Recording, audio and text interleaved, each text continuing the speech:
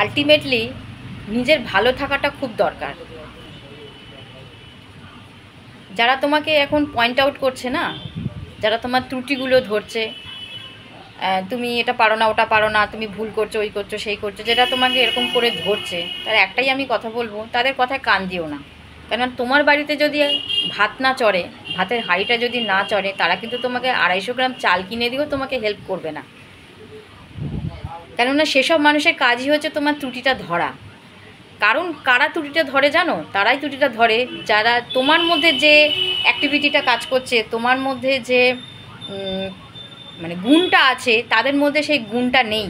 আর সেটা সেই জন্যই তারা সেই ত্রুটিগুলো ধরার চেষ্টা করে, তারাই সেই ত্রুটিগুলো ধরে, যে সে ওটা পাচ্ছে, আমি তো সেটা পাচ্ছি না, সেই জন্যই ধরে। এগুলো হিংসে থেকে আসে।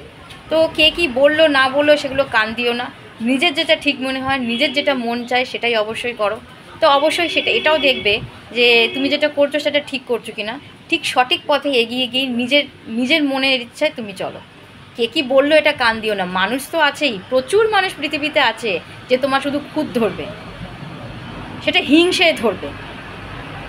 আর পরনিন্দা পরচর্চা এগুলো তো মানুষের আছেই, সেগুলো কান দিও না, একেবারেই কান দিও না। নিজের মনের ইচ্ছায় নিজে চলো, নিজে যেটা সঠিক মনে হয় সেটাই করো, এটাই আমি বলবো।